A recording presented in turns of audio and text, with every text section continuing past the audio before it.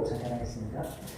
하나님 감사합니다. 또 귀한 우리 오늘 교회 함께 모여서 함께 예배할 수 있도록 은혜를 허락하시니 감사합니다.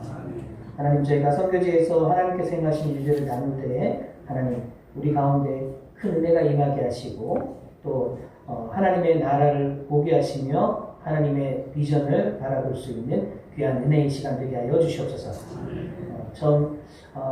주님께 모든 것을 맡겨드리오니 성령 하나님께서 인도하여 주시옵소서. 예수님의 이름으로 기도드리옵나이다. 아멘. 네, 제가 이걸 저는 인도네시아 중부자바 살라티카에서 사역하고 있는 이동환 선교사라고 합니다. 저희 가족을 먼저 중부자바는 여기 맨 아래 길쭉한 섬입니다. 맨 아래쪽에 있는 이게 혹시 레이저 포인트가 되나요? 안 됩니까? 네, 수가 없습니다. 맨 아래쪽에 있는 길쭉한 섬이에요. 그 중에서도 한 가운데에 저희 살라티카가 있습니다. 저희 가족을 소개하겠습니다. 저기 왼쪽 맨 위에가 이겸학 첫째 아들이고요. 오른쪽 맨 위에가 이은학 둘째 아들, 그리고 그 밑에가 이진학 셋째 아들이고 맨 아래 유일한 딸 막내 이하임입니다. 그리고 제 아내 임동여 선교사입니다. 이렇게 저희 가족이 3년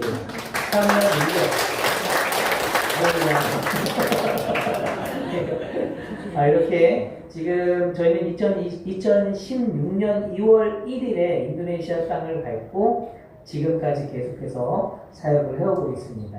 여러 가지 우여곡절이 있었지만 하나님께서 은혜를 주셔서 지금 지경을 넓혀 주셔서 굉장히 바쁘게 선교 사역 하다가 들어왔어요. 보시면 저희가 사역하고 있는 이제 사역 중에 하나인데 원더풀 스토리 캠프 사역입니다. 이 원더풀 스토리 캠프 사역은 BACH라는 그런 구호 아래 진행되고 있습니다. 모든 아이들의 손에 성경책을 들려주자라는 구호를 가지고 진행을 하고 있고, 이건 아이들 바이블 캠프예요. 성경책을 이틀간에 걸쳐서 하는 이 바이블 캠프를 통해서 아이들이 성경책을 읽게 하고, 그리고 마치는 날 이제 신구약 성경을 선물로 줍니다. 그래서 이 아이들이 집에 가서 또 교회에서 또 교재로 혹은 또 뭐 집에서 읽을 수 있도록 그렇게 진행을 하고 있습니다. 어릴 적부터 아이들에게 예수 그리스도에 대한 지식을 넣어주기 위한 시작으로 그렇게 사역이 시작됐습니다. 베트남에서 처음 시작된 사역인데 지금 제가 알고 있기로는 60개국 언어로 번역이 돼서 지금 이제 이 바이블 캠프가 진행되는 걸로 알고 있어요. 저희 인도네시아는 감사하게 2년 전에 처음 시작이 됐고 지금 2,000명 가량의 아이들이 이 캠프에 참여를 했고 지금 2,000권의 신구약 성경이 아이들에게 배포된 상태입니다. 그 중에 100명 가량이 무슬림 아이들이 100명 정도 참석을 했었고, 그리고 힌두교 아이들도 대략 한 40명 정도 참석을 했었습니다. 정말 감사하죠. 어릴 때부터 복음을 통해서 예수 그리스도를 성경책을 통해서 예수 그리스도를 알게 한다라는 건 굉장히 중요한 사역입니다. 이 아이들이 나중에 인도네시아의 미래가 될 것입니다. 그래서 이제 이 일을 위해서 스태프들이 세워졌어요. 이제 지금 캠프를 진행하는 모습이고 또 저희 스태프들 모습입니다. 지금 원래는 압디엘 신학교와 STTN 신학교 두 군데에서 스텝이 진행을 하고 있었는데 압디엘 신학교는 지금 이제 그 주일학교 사역, 그 유튜브를 통한 미디어 사역 쪽으로 이제 그 친구들은 하게 되고요. 저희들은 이제 STTN 친구들이 이제 스태프들이 이제 계속해서 이 사역을 진행해 나가고 있고 5가정의 선교사 가정이 함께 모여서 연합하는데 제가 총 디렉터를 조금 맡고 있습니다. 그래서 현지 교회와 연합해서 같이 캠프를 진행하는 일을 저와 임동여 선교사가 지금 하고 있습니다. 제가 여기 한국에 왔을 때에도 이제 인도네시아의 자카르타 위쪽에 팔렘방이라는 도시가 있어요. 거기에서 요청이 들어와서 저희 스태프 2명이 이제 비행기 타고 가서 진행을 하고 왔습니다. 이렇게 활발하게 이 아이들을 위한 성경 캠프가 지금 계속 진행되고 있습니다. 많이 계속해서 기도해 주시기 바랍니다. 또 바이블 캠프죠. 진행을 하고 있는 모습이고, 중간중간에 퀴즈를 하거든요. 퀴즈를 내거든요. 성경을 읽고 나서 퀴즈를 내니까 아이들이 잘 잊어버리지 못해요. 근데 이 사역이 인도네시아에서 중요한 이유 중에 하나는 뭐냐면, 인도네시아는 서점이 많지가 않아요. 그래서 아이들 집에 책을 가지고 있는 경우가 굉장히 드물어요.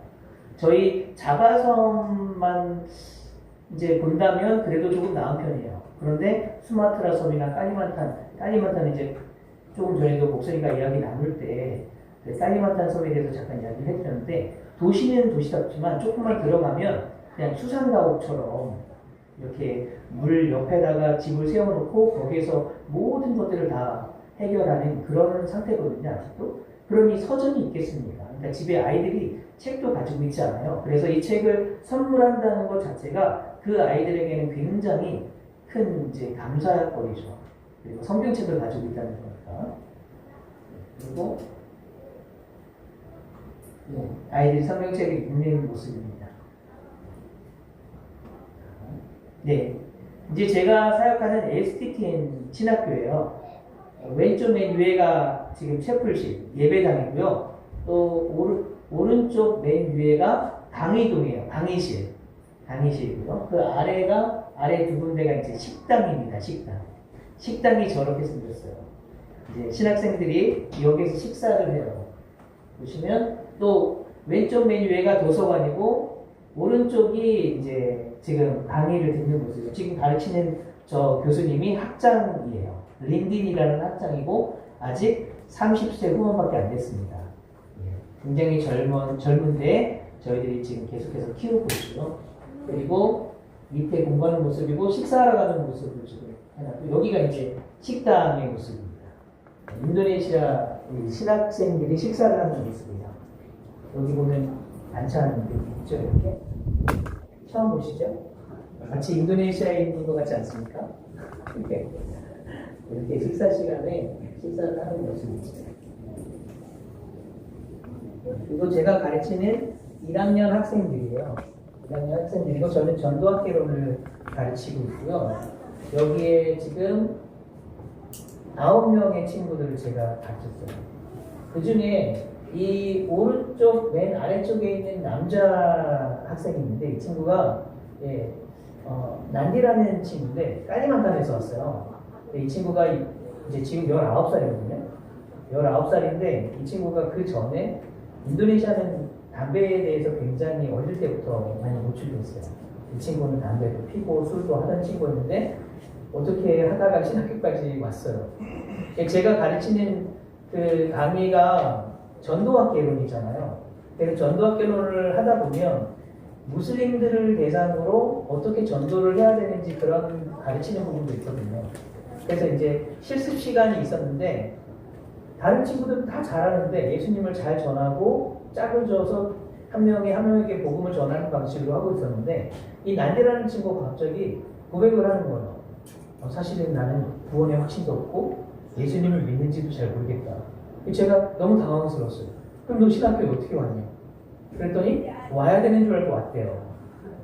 그래서 주변에서 또 권유를 하니까 그렇게 왔대요. 그래서 감사한 것은 그 시간들이 제가 강의를 시작한 지 얼마 안 돼서 알았기 때문에 그 위에 강의 때마다 제가 복음을 전했어요. 복음을 전하고 예수님에 대해서 설명을 해주고, 나중에 저 고백이 있고 난 다음에 한 달 정도 지난 후에 강의 시간에 우리 다른 학생들과 함께 그 친구가 영접 기도하는 것을 도와줬어요. 같이 영접 기도하고 같이 예수님을 영접하는 그런 은혜가 있었습니다. 강의 시간에. 할렐루야. 그리고 지금 이 친구는 굉장히 또 신실하게 공부를 하고 있고, 나중에 졸업을 하게 되면 다시 보르네오 섬, 깔리만탄, 우리 인도네시아에서는 깔리만탄이라고 해요. 깔리만탄 섬으로 돌아가서 교회를 섬길 예정입니다.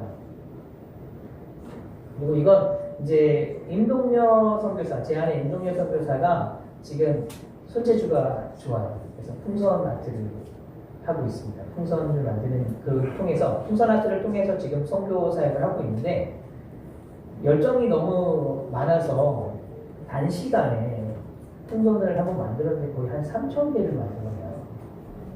그렇게 하다 보니까 손가락이 좀 안 좋아졌어요. 그래서 염증이 많이 생겼어요, 손가락에. 그래서 이번에 좀 치료를 받았는데, 그래도 이 사역 때문에 또 주변에 있는 많은 사람들이 관심을 갖게 되고, 또 이번에 돌아가면 STT의 신학교에서 풍선을 강의할 예정이에요. 아이들 가르치려고 신학생들이 가르칠 예정이고, 또 무슬림들이나 일반인들을 대상으로도 세미나를 열어서 풍선을 교육을 할 예정입니다. 그걸 통해서 전도의 그런 문을 열어볼까 지금 그것을 놓고 기도를 하고 있습니다. 여기서 기도를 부탁드립니다. 지금 이 이제 밑에 있는 스태프들은 STTN 원더풀 스토리 스태프들이에요. 이 친구들에게 먼저 이제 풍선에 대해서 가르쳤고, 저 모든 것들이 다 그 친구들이 스스로 만든 거예요. 배운 후에. 네, 그래서 좋은 결과물을 이제 냈죠. 네, 그래서 지금 이제 이번에 돌아가면 본격적으로 STTN에서 풍선을 가르칠 예정입니다. 신학생들 대상으로.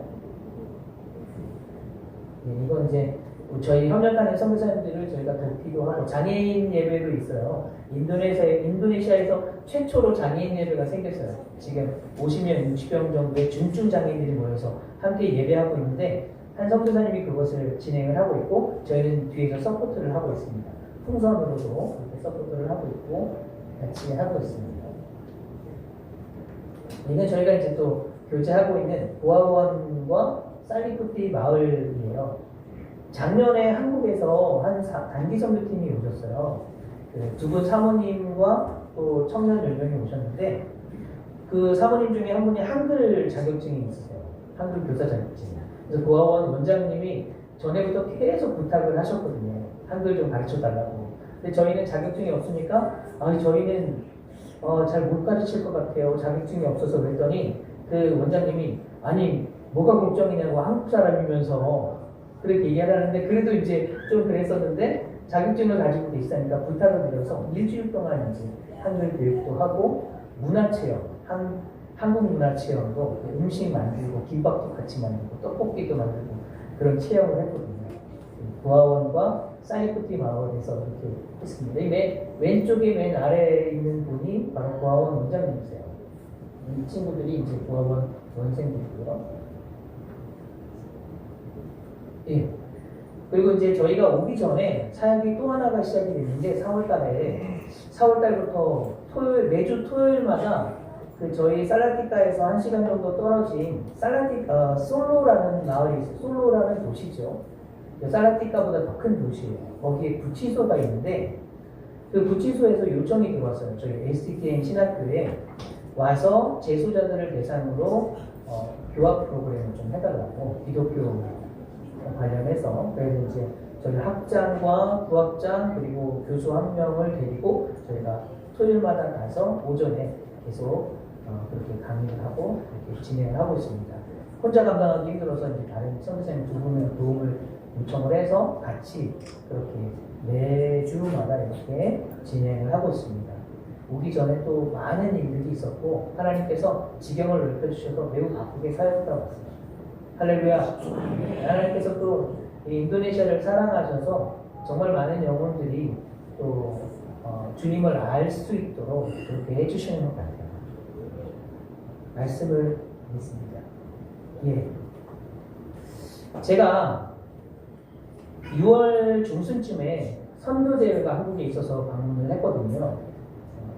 무슬림 동남아 이슬람 선교대회라는 이름으로 이제 있었기 때문에 제가 와서 또 거기에 참여할 수밖에 없는 환경이어서 참여를 했는데, 그 자리에서 많은 전략 회의들이 있었어요. 어떻게 동남아 무슬림들, 동남아에 사는 무슬림들을 전도를 할 수 있을까?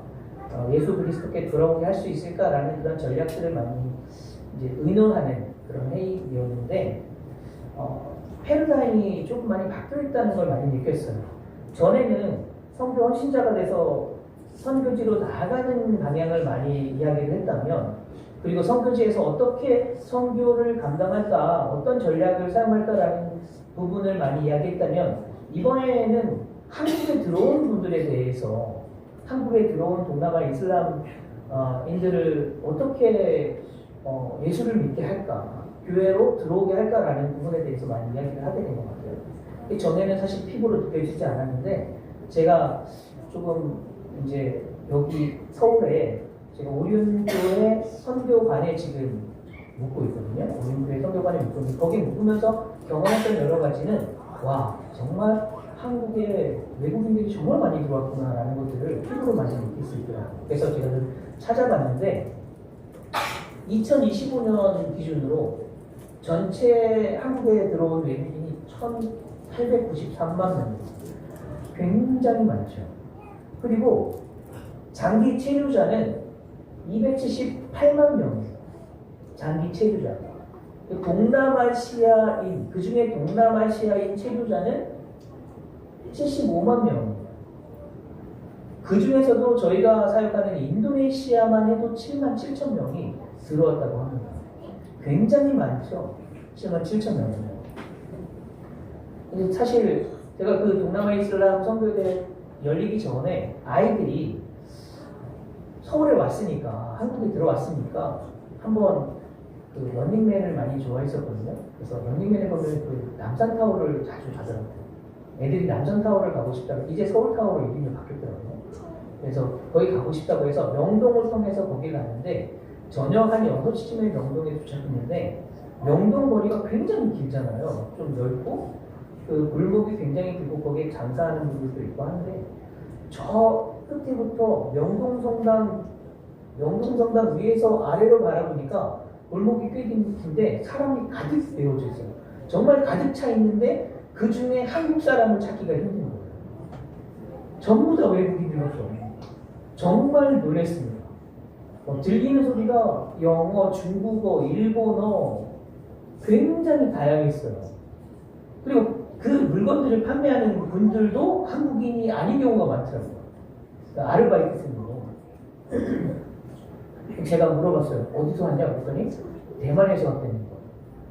그 물건을 파는 친구. 아르바이트생. 정말 한국에 외국인들이 정말 많이 있다는 사실을 그때 깨닫게 됐고요. 그 청계천을 또 가게 됐어요. 그 시간에. 청계천에도 그 외국인들 많고 지하철을 탔는데도 외국인들 많고 정말 많은 외국인들이 한국에 있다는 사실을 알게 됐습니다. 사실 작년에 저하고 같이 지구에서 사역하던 선교사님 한 분이 한국으로 돌아오셨어요. 김천에서 외국인 이주 노동자 사역을 하시겠다고. 근데 그분의 포커스는 그냥 이제 노동을 하러 오시는 분이 아니라 학생들, 대학교를 갈 친구들을 한국으로 데려오는 거였어요. 그래서 여기 한국에 있는 대학교를 연결시켜주고 이 친구들이 대학을 졸업하면 또 취업을 하게 해서 그 사이에 선교훈련을 시켜서 재파송하는 그 훈련을 시키겠다고 이제 한국으로 들어오신 분이 계세요. 그분이 이제 은퇴 1년 남으신 분인데 저는 그때까지만 해도 이게 과연 될까 했는데 지금 들어오셔가지고 너무 잘하고 계시는 거예요.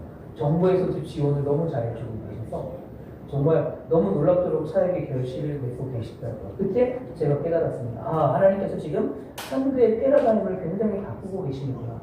외국, 정말 예수님을 알지 못하는 수많은 전 세계인이 한국으로 몰려오고 있구나라는 사실을 깨닫게 됐어요. 그래서 제가 나도 한국으로 들어가야 되나? 이런 생각을 했는데 예, 그럴 때 하나님께서 또 제 마음에 감동을 주시더라고요. 여전히 필드에서는 선교지에서는 헌신된 선교 사역자를 필요로 합니다. 하나님이 여전히 선교사들을 부르고 계세요. 안타까운 사실은 한국은 지금 계속 선교사의 숫자가 줄어들고 있어요. 그렇지만 여전히 선교지에서는 선교사들이 필요한 상황입니다. 왜냐하면 인도네시아만 보더라도 인도네시아는 전체 종족이 788개가 있어요. 인도네시아 안에만 종족이 788개의 종족이 있어요. 근데 그 788개의 종족이 700개의 언어를 가지고 있습니다. 700개의 언어가 다 달라요. 저희가 자바에 살고 있는데 자바어가 있어요. 전체 인도네시아를 통용하는 언어를 바하사 인도네시아어라고 하고 저희 자바에서만 쓰는 언어를 자바어라고 하고 자카르타 쪽 서쪽에 이제 순다족들이 쓰는 언어는 순다어라고 해요. 그러니까 언어가 700개나 존재해요. 문화도 달라요. 그래서 정말 많죠. 근데 그 중에 복음을 한 번도 들어보지 못한 종족이 234개나 있습니다. 인구로 따지면 1억 9,400만 명이 됩니다. 1억 9,400만 명이 아직도 예수 그리스도의 이름을 들어본 적이 없는 사람들이라는 거예요. 그러니 여전히 인도네시아에서는 선교사들을 필요로 합니다. 하지만 한 가지 좀 우리가 잊지 말아야 될 것은 이것도 좀 설명을 해드릴게요. 인도네시아 기독교 인구도 만만치 않다는 거. 인도네시아 기독교 불교도는 10%예요. 인도네시아 인구의 10%가 기독교거든요. 이건 카톨릭과 합친 숫자예요. 그래서 전체 인구가 2억 8천만 명, 2억 8천 정도 되는데 그 중에 2,882만 명이 바로 기독교인입니다. 우리나라 인구의 절반이 기독교인입니다. 굉장히 많죠. 교회 숫자도 62,816개나 됩니다. 이건 카톨릭 교회를 제외한 숫자예요. 교회 숫자가 굉장히 많죠. 그런데 문제는 이렇게 많은 교회가 있는 인도네시아가 지금 정체되어 있다는 거예요. 교회가 정체되어 있어요. 그리고 교회가 더 이상 성장을 멈췄고 세대 간의 단절이 일어나고 있고 청년들이 지금 세속화되어서 다시 교회를 떠나고 있는 시점입니다. 이제 인도네시아 교회의 그런 지도자들이 막 호소를 해요. 선교사님들에게 도와달라. 사실은 이게 지금은 수평적으로 이동밖에는 일어나지 않고 있어요. 인도네시아 교회가 더 이상 새로운 교회들이 생겨나지 않고 있다는 거죠. 그리고 이런 원인들을 여러 가지 분석을 해봤지만 여러 가지 중에 정말 그 한 가지 이유를 발견할 수 있었는데 그게 뭐냐면 종교 갈등이 사실은 인도네시아에서는 교회 성장을 방해하는 가장 큰 요소 중에 하나라는 겁니다. 특히 무슬림들과의 갈등이 그 원인이었어요. 2016년 2월달에 저희가 인도네시아에 갔다 왔잖아요. 그때까지만 해도 교회를 대상으로 그 무슬림들이 테러하는 게 빈번했어요. 저희가 갔을 때 그 해만 해도 한 5번의 테러가 있었어요. 교회를 대상으로. 성탄절에 교회 예배를 드리는데 폭탄 테러가 일어나서 많은 분들이 희생되기도 하고 2016년도에 일어난 일입니다. 지금은 그래도 치안이 조금 안정된 편에 속해요. 그래서 조금은 그런 테러들이 잠잠해졌다고 볼 수 있습니다. 그런데 그게 좋은 일은 아닌 것 같아요. 왜냐하면 그만큼 교회가 거기에 길들여졌다는 얘기이기 때문에 교회가 이제는 전에는 전도를 했어요. 나가서 외국인이 전도를 하면 불법이지만 인도네시아인이 전도를 하는 건 불법이 아니거든요. 그런데 하도 무슬림들이 강경하게 나오고 그걸 이슈화시키고 프레임화시키니까 기독교인들이 굉장히 좀 겁을 먹은 거예요. 그래서 폐쇄적이 되고 내부만 굉장히 좀 내부적으로만 들어가는 수동적으로 변하게 되었어요. 이 강경 무슬림들의 테러로 현지 교회가 이제 위축이 된 거죠. 그래서 교회들이 조화와 평화를 유지를 굉장히 강조를 했어요. 그래서 그 사람들이 중요하게 생각하는 건 종교적인 관용을 되게 중요하게 생각합니다. 다른 사람 종교가 있으니까 그 사람 종교를 인정해 주자. 이거를 톨레란시라고 하는데 인도네시아 말로 관용을 중요하게 생각하자. 그렇게 우리는 관용의 민족이다. 인도네시아는 관용을 중요하게 생각한다라고 얘기하지만 문제는 그것 때문에 지금 인도네시아 교회는 정체되어 있어 보이지만 점점 약화되어져 가고 있다는 문제점이 노출된 거죠. 그 문제로 말미암아서 이제 나타난 건 인도네시아 교회 성도님들이 정체성을 상실해 나가기 시작했다는 겁니다. 자신들이 누구며 또 세상에서 어떤 삶을 살아야 할지 모르기 때문에 세상의 빛과 소금의 역할을 감당해야 되는데 그런 역할을 전혀 감당하지 못하는 그런 인도네시아 교회가 있다는 거죠. 성도 여러분, 교회는 하나님 나라의 전초 기지입니다. 믿으십니까? 하나님을 예배하며 지역 사회 안에 스며들어가서 하나님 나라와 복음의 영향력을 세상에 미쳐야 하는 것이 바로 교회를 이 땅에 제신 하나님의 목적입니다. 믿으십니까? 그러나 인도네시아 그리스도인들은 정치적으로 또 숫자적으로 무슬림들의 귀에 눌려가지고 그렇게 하지 못하고 있다는 것. 두려움과 염려로 인해서 스스로 세상과 담을 쌓고 내부적으로만 그렇게 신경을 쓰다 보니까 실제로 하나님 나라의 능력이 나타나지 않고 있다는 겁니다. 더 큰 문제는 인도네시아 교회 스스로는 이 문제를 해결할 능력이 전혀 없다는 거예요. 그래서 이 문제를 해결할 뿐만 아니라 돌파구를 마련하기 위해서 여전히 인도네시아는 선교사들이 필요하다라는 것입니다. 전에는 선교사들이 직접 교회를 개척하고 직접 복음을 전했어요. 그래서 교회를 세웠죠. 근데 이제는 상황이 달라졌어요. 인도네시아는 충분히 아까 지금 보여드린 것처럼 인프라가 이미 구축이 되어 있어요. 많이. 교회 숫자도 많아요. 문제가 있다면 그들 스스로 뭔가를 할 수 없다는 거예요. 그래서 선교사들이 그 교회 리더들을 세우고 또 훈련을 시켜서 그들이 스스로 확장해 나갈 수 있도록 전도할 수 있도록 그렇게 훈련시키는 작업이 필요하다라는 것입니다. 그런데 그것에 앞서서 제일 먼저 우선순위 되어야 될 것은 먼저 인도네시아 교회의 회복이 절실하게 필요하다라는 겁니다. 어떤 회복이냐? 바로 정체성 회복입니다. 우리는 누구인가? 우리는 누구인가? 사실 오늘 제가 함께 나누고 싶은 말씀이 바로 이 말씀이에요. 우리도 사실 인도네시아 교회를 바라보면서 우리도 좀 돌아봐야 될 필요성이 있다라는 그런 생각에서 이런 말씀을 정했습니다. 그래서 정체성과 삶의 방향성에 대해서 오늘 잠깐 나눠보려고 하는데요. 성경은 구원받은 것만큼 중요하게 말씀하는 것이 바로 정체성이고 그 정체성에 맞게 살아가는 것입니다. 그래서 바울 사도가 쓴 그 서신서를 보시면 처음에는 교리적인 부분이에요. 하나님을 알아가는 것. 근데 그 이후에는 늘 삶에 대한 얘기가 나왔습니다. 그리스도인들이 어떻게 살아내야 하느냐 그런 것들을 구체적으로 이야기를 하고 있다라는 것입니다. 그래서 오늘 전체적으로 모두 세밀하게 나눌 수는 없겠지만 어떤 방향성을 가지고 우리가 살아가야 할지 또 어떤 정체성으로 회복이 되어야 하는지를 잠깐 우리가 함께 나누려고 합니다. 먼저 로마서 5장 17절 말씀을 한번 보시면 로마서 5장 17절 말씀입니다. 한번 같이 읽겠습니다. 시작. 한 사람의 범죄로 말미암아 사망이가 한 사람을 통하여 왕노를 하였은지 더욱 은혜와 이의 선물을 넘치게 받은 자들을 한 분 예수 그리스도를 통하여 생명 안에서 왕노를 하리로다. 아멘.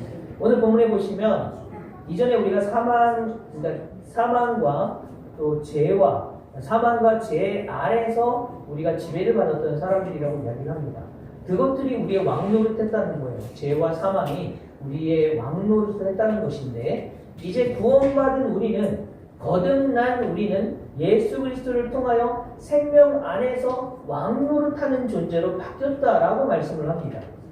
다시 말씀드리면 이제 우리는 왕과 같은 존재가 되었다라는 건데 여기서 왕노릇이라는 단어가 이제 헬라어로 원어적인 의미로 보시면 왕처럼 행동하다가 아니라 왕으로서 다스리다라는 뜻입니다. 왕으로서. like king이 아니라 as king입니다. 왕으로서 다스린다. 왕으로서 통치하다. 혹은 실제로 권위를 가지고 통치하는 상태를 말씀하는 것입니다. 그러니까 우리가 왕같이 된 사람이 아니라 실제로 우리의 권세가 회복됐다라는 걸 의미해요. 우리가 예수 믿고 구원받은 다음에 우리의 정체성은 바로 왕이라는 겁니다. 왕. 우리 옆 사람에게 한번 선포했으면 좋겠습니다. 당신은 왕이십니다. 믿으십니까? 근데 여기서 중요한 포인트가 있어요. 뭐냐면 이 성경에서 말하는 진정한 왕은 하나님을 왕으로 세우실 때 그리고 왕으로 회복시킬 때 그 전에 반드시 하시는 작업이 있어요. 그건 뭐냐면 복을 주시는 거예요. 하나님께서 어떤 사람을 왕으로 세우실 때 그 사람에게는 반드시 하나님이 복을 먼저 주십니다. 그래서 이 복의 개념이 기복적인 그런 복의 개념이 아니라 성경에서 복에 대해서 어떻게 말하는지를 먼저 정확하게 개념을 잡아가는 것이 중요합니다.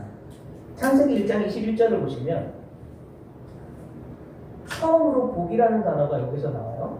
우리 21절, 22절 한번 같이 읽겠습니다. 시작. 하나님이 큰 바다 자신들과 그에서 번성하여 움직이는 모든 생물을 그 종류대로 내게 이 모든 색을 그 종류대로 창조하시니 하나님이 보시기에 좋아하더라. 하나님이 그들에게 복을 주시며 이르시되 생육하고 번성하여 여러 바다풀에 충만하라. 새들도 땅에 번성하라 하시니라. 아멘.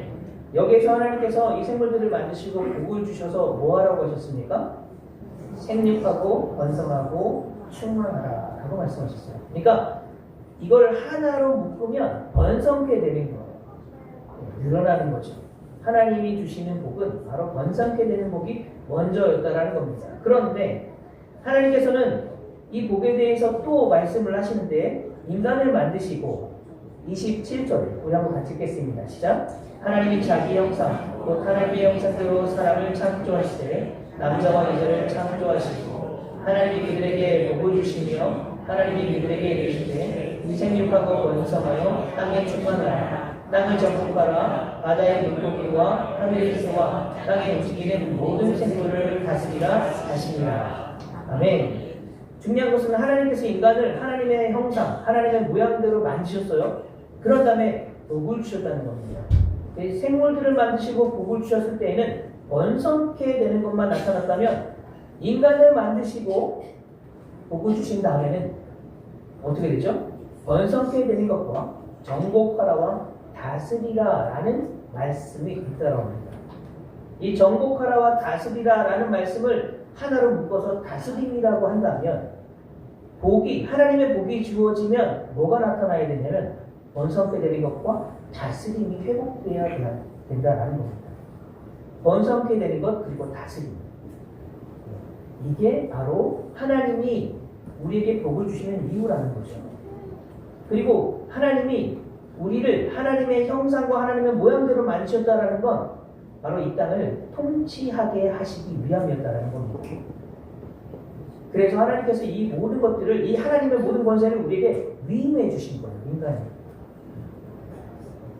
우리는 청직이라는 단어를 잘 압니다. 청직이 아시죠? 신약 성경에서 우리를 청직이라고 얘기를 하잖아요. 그런데 사실 이 청직이라는 단어는 이 청지기의 원어가 가지고 있는 모든 뜻을 다 이렇게 드러낼 수는 없어요. 왜냐하면 베드로전서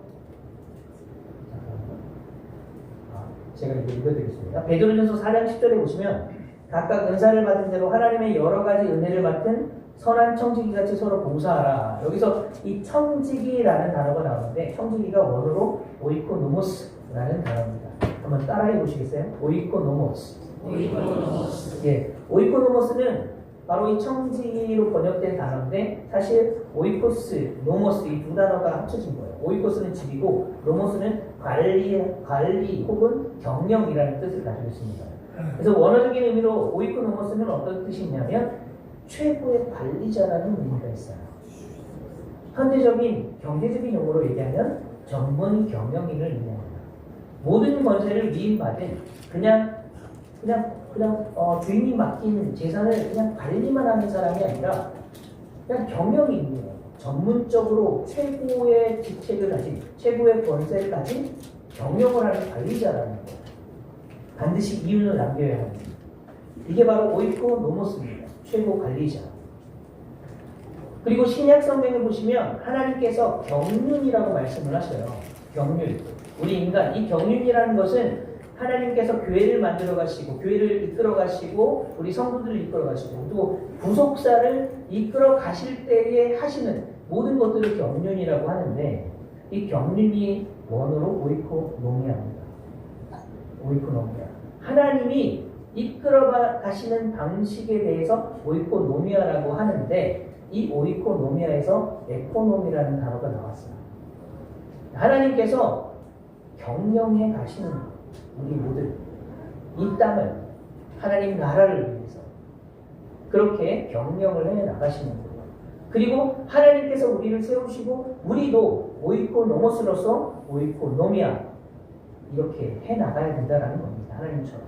하나님께서 우리에게 맡겨진 영혼들 그리고 우리에게 맡겨진 직영 그게 경제적인 것이든 무엇이든 간에 우리에게 맡겨주신 모든 것들을 저와 여러분들이 오이코노미아 경영해 나가야 한다라는 것입니다. 지혜롭게. 믿으십니까? 그게 달란트 비유와도 연결이 되죠. 다람쥐하고 연결돼요. 그래서 하나님께서 우리를 창조하실 때 하나님의 형상과 모양대로 만지신 것입니다.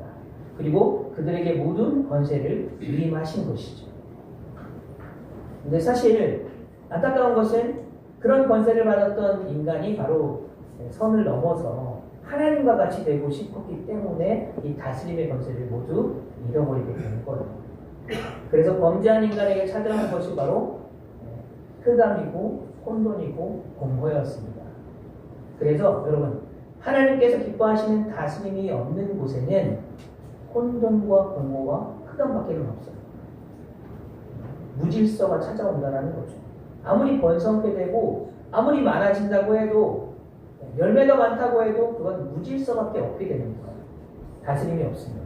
그래서 온전한 다스림이 회복된 그 왕의 권세가 회복된 사람이 있는 곳에는 제일 먼저 이루어지는 것이 바로 질서입니다. 질서가 잡히게 되죠. 어둠에 빛이 비치고 공허함 가운데 기쁨과 삶의 목적들이 살아나게 되는 것입니다. 네, 이후에 하나님께서 계속 말씀하시다가 창세기 12장에 아브라함 때에 이르러 하나님께서 분명히 이 다스림의 권세가 회복되는 것을 말씀을 하셔요. 하나님이 아브라함을 부르시고 뭐라고 말씀하시죠? 너는 내가 지시할 땅으로 가라. 아브라함에게 땅을 줄 것이다 말씀을 하시고 내가 너로 큰 민족을 이루게 하겠다라고 말씀을 하십니다. 그리고 나서 2절에 이렇게 말씀을 하십니다. 같이 읽겠습니다. 시작. 내가 너로 큰 민족을 이루고 네게 복을 주어 네 이름을 창대하게 하니 너는 복이 되리라. 아멘. 내가 너로 큰 민족을 이루고 내게 하나님이 또 창세기 1장과 같이 복을 주셨어요. 복을 주시면 따라오는 게 뭐라고 그랬죠? 번성케 되는 것과 다스림이라고 했잖아요. 내 이름을 창대하게 하리니 이 창대라는 단어가 히브리어로 가돌이라는 단어인데 이게 거대해지다, 위대하다, 크게 되다 이런 뜻이 있어요. 그런데 다른 뜻이 하나가 있는데 그게 뭐냐면 권세와 영향력이라는 뜻입니다. 그러니까 이름이 창대해졌다라는 건 하나님이 복을 주셔서 아브라함에게 아브라함의 지경이 넓어질 뿐만 아니라 아브라함에게 그 다스림의 권세가 회복됐다는 걸 의미합니다. 바로 하나님 나라가 아브라함을 통해서 임하게 하시겠다라는 것이죠. 하나님의 다스리심이. 근데 이걸 그의 아들 이삭의 삶을 보면 더 분명하게 나타납니다.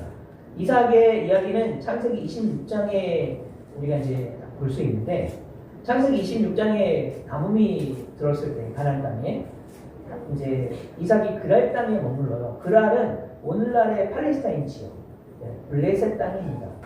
그런데 하나님께서 애굽으로 내려가지 말고 너는 거기 있어라 라고 말씀을 하셔요. 그리고 내가 거기 내 말에 순종하면 내가 복을 주겠다 라고 말씀을 하시죠. 아브라함에게 허락하신 복을. 그래서 이삭이 거기 머물렀는데 그랄 땅은 이삭의 땅이 아니기 때문에 그 지역 사람들과 그 왕이 굉장히 거슬려 있어요. 왜냐하면 흉년, 어려운 시기에 굴러 들어온 돌이기 때문에 굉장히 이삭에 대해서 안 좋은 마음들을 품고 있었어요. 그런데 이삭이 하나님 앞에 순종하니까 하나님이 이삭에게 축복을 주십니다. 보시면 이삭이 그 땅에서 농사하여 그의 100배나 얻었고 여호와께서 복을 주시는 것. 자, 복을 주신 다음에 뭐가 온다고요? 번성케 되는 것과 다스림. 그 사람이 창대하고 왕성하여 마침내 거부가 되어 양과 소가 떼를 이루고 종이 심이 많으므로. 중요한 것은 제가 포커스를 잡고 있는 게 종이 심이 많아졌다라고 이야기를 하는 것을 함께 나누고 싶어요. 이 종이 어디 사람입니까? 어디에 살던 사람이죠? 바로 그랄에 살던 사람이에요. 방금 전까지 말도 어제까지만 해도 함께 이삭에 대해서 험담했던 사람이 이삭에게 하나님께서 복을 주시고 이삭의 그 영역, 지경 안에 놀라운 역사가 일어나니까 많은 사람들이 이삭에게 다 몰려왔다는 거예요. 정말 그 땅에 있는 많은 사람들이 이삭에게로 몰려올 겁니다. 그런데 이 아비멜렉 왕이 그걸 보고 또 시기해서 블레셋 사람들이 이삭을 쫓아내잖아요. 그런데 이삭이 쫓겨나면서 우물 쪽, 그랄 골짜기로 이동해서 첫 번째 우물을 팠는데 거기서 우물이 나와요. 또 거기서 다툼이 일어나서 또 두 번째로 이동을 해서 또 다툼이 일어나서 세 번째로 이동했을 때 다툼이 안 일어났습니다. 그래서 거기에 정착을 하게 되는데 그 그때 이삭이 뒤돌아봤을 때 자신의 지경이 굉장히 넓어져 있었다는 걸 깨닫게 돼요. 그리고 누가 찾아오냐면 아비멜렉 왕과 군대 장관이 찾아와서 이제 조약을 맺자는 거죠.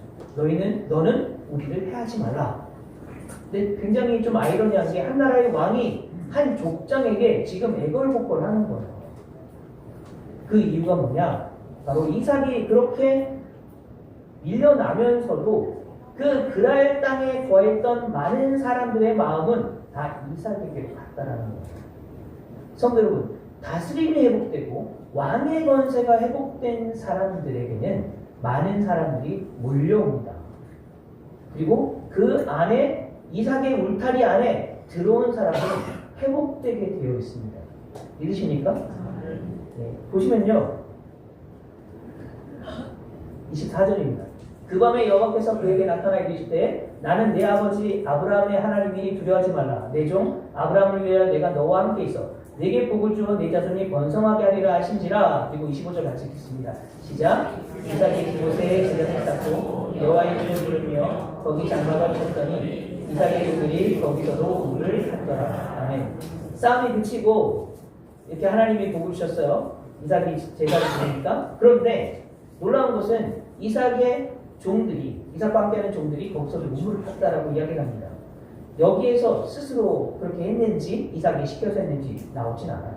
하지만 그 다음 구절을 보시면 분명하게 알 수 있습니다. 이 32절입니다. 같이 읽겠습니다. 시작. 그날의 이삭의 종들이 자기들이 판 우물에 대하여 이삭에게 와서 알려 이르되 우리가 물을 얻었나이다. 아멘. 아멘. 이 구절을 보면 이삭은 자신의 종들이 우물을 팠다는 사실을 모르고 있었어요. 이 말씀이 뭘 의미합니까? 이삭의 테두리, 이삭의 울타리 안에 들어온 사람들이 스스로 일하기 시작했다라는 거예요. 더 이상 종들이 아니었다는 거죠. 더 이상 노예가 아니라는 겁니다. 스스로 회복되고 스스로 삶의 자리를 찾아나가기 시작했다라는 거예요. 이삭의 테두리 안에 들어온 사람들이 회복되고 스스로 왕의 권세를 회복되기 시작했다라는 것입니다. 할렐루야. 우리 교회가 이렇게 쓰임받아야 합니다. 여러분들이 거하는 땅에 여러분들이 만나는 많은 사람들이 여러분들을 통해 이런 것들을 경험을 해야 돼요. 이게 바로 하나님께서 우리를 이 땅에 세우신 목적이고 보내신 이유입니다.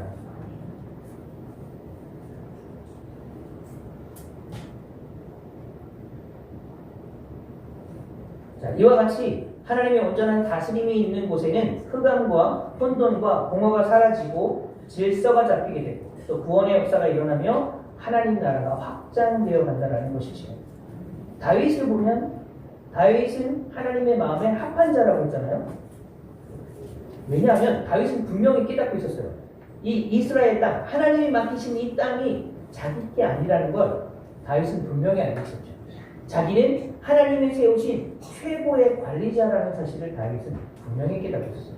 그래서 다윗과 솔로몬 때에 잠시나마 이스라엘이 질서가 잡히었다는 하나님 말씀이 이루어졌었고, 그런데 문제는 우리 안에 있는 죄성이, 인간 안에 있는 죄성이 해결되지 않는 한 이것은 일시적일 수밖에 없다는 겁니다. 그래서 우리가 예수님을 붙잡아야 해요. 그래서 예수님이 있다는 것인 거죠.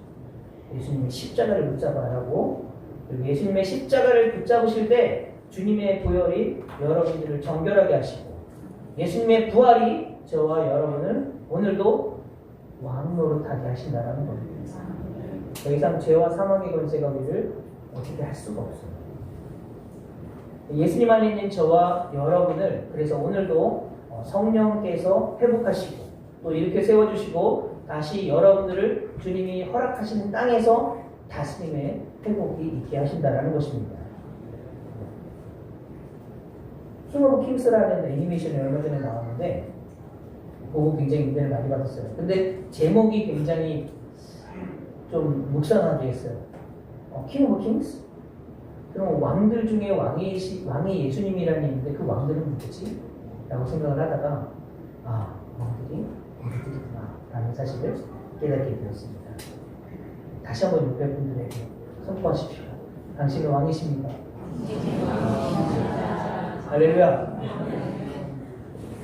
자, 그런데 우리가 또 유심히 봐야 할 것은 여러분들이 사실 이런 부분들이 좀 걸리잖아요. 내가 너무 높아지면 나 교만해지는 것 아닐까? 반대로 생각해 주시면 여러분들이 최고의 왕이 되시면 예수님은 얼마나 더 높아지실까요? 두려워하지 마시고 염려하지 마시고 여러분들이 있는 곳에서 최고의 왕이 되시기를 축복합니다. 그럼 예수님은 더 높아지실 거예요. 근데 그 예수님께서 우리가 잊지 말아야 할 겸손하게 낮아지셨다는 사실이에요. 그래서 마가복음 10장에 보시면 같이 읽겠습니다. 시작. 인자가 온 것은 섬김을 받으려 함이 아니라 도리어 섬기려 하고 자기 목숨을 많은 사람의 대성으로 주려 합니다. 아멘. 예수님은요 많은 사람들을 구원하시기 위해서 자신이 낮아지신 것을 부끄러워하지 않으셨어요. 우리도 마찬가지라는 겁니다. 저희가 낮아진다고 해서 저희가 다른 사람들보다 더 낮아지고 섬긴다고 해서 우리의 왕권이 사라지는 게 아니에요. 여러분들은 왕으로서 섬기는 겁니다. 믿으십니까? 그래야 우리 예수님이 더 영광 받으십니다. 바울 사도도 얘기했잖아요. 나는 복음을 부끄러워하지 않는다. 여러분 우리 안에 혹시 이런 마음이 있을 수도 있어요. 아, 복음이 좀 부끄러워. 복음을 전하기가 좀 부끄러운데 이렇게 생각하실 수도 있는데 여러분 지금 이 말씀 가운데 복음이 부끄러운 것입니까? 전혀 아니죠. 복음은 놀라운 것입니다. 그래서 천국은 마치 밭에 감춘 보화라고 하잖아요. 감추어져 있어요. 그러나 기도 중에 우리가 성령께서 빛을 비춰주셔서 우리에게 이미 하나님께서 주신 복을 발견하게 됩니다. 그리고 그 복을 발견한 자들이 바로 그 권세가 회복되는 것이고 믿으십니까? 그리고 여러분들이 힘을 얻어서 세상에 나아가서 저 견고한 진 같은 무너질 것 같지 않던 그 역사적으로 얼마나 오래됐습니까? 절대 우리가 이길 수 없었던 계란으로 바위치기 같은 그 전쟁 가운데 저희가 결국엔 승리할 수밖에 없다는 겁니다. 우리가 해야 할 일은 하나죠. 잠언서에서는 의인은 넘어지지 않는 사람이 의인이 아니라 7번 넘어져도 다시 일어나는 사람은 의인이라고 했습니다. 그래서 여러분들은 왕의 권세로 여러분들이 처한 그 땅에서 하나님 나라의 시스템과 세상의 시스템은 다르지만 하나님이 허락하신 그런 라이프 스타일로 살아내시기를 축복합니다. 포기하지 마십시오. 실망하지 마십시오. 낭망하지 마십시오. 성령님이 함께 하십니다. 하나님과 함께 하시고 승리하시는 여러분들 됐으면 좋겠습니다. 잠깐 기도해도 될까요? 기도하실 때 회복되는 왕의 권세를 좀 기도했으면 좋겠습니다. 이 지역을 위해서. 여러분 이 지역은 아직 하나님이 예비하신 사람들이 많아요. 아직도. 그들이 안 넘어올 것 같지만 여리고성도 넘어졌거든요. 여러분 기도하십시다. 여러분의 권세를 사용하셔서 기도하십시다. 우리 온누리 교회를 위해서 또 여러분들의 삶을 위해서 여러분들이 만나는 그 영혼들을 위해서 한번 그 권세를 사용하셔서 이 시간 잠깐 기도했으면 좋겠습니다. 우리 주여 한번 부르시고 기도하겠습니다. 주여 하나님 아버지 하나님께서 붙잡아 주시옵소서. 우리 아버지 하나님 우리 온누리 교회를 통하여서 하나님의 나라가 힘을 얻게 하여 주시고 왕의 권세가 회복되는 우리 성도님들을 통해서 세상에서 그 예수님의 섬기는 모습들이 나타나게 도와주시고 견고한 지와 같은 여리고성이 믿음으로 무너졌듯이 이 지역의 견고한 진이 무너짐으로 말미암아 영혼들이 이곳으로 몰려오는 놀라운 역사가 일어나게 하여 주시옵소서. 우리 목사님과 장로님들, 권사님들, 집사님들, 성도님들을 붙잡아 주셔서 서로 연합하고 힘있게 나아가 싸워 승리할 수 있도록 도와주셔서 성령의 놀라우신 은혜와 권능이 회복될 수 있도록 하나님 은혜를 베풀어주시고 함께하여 주시옵소서. 우리 감사합니다.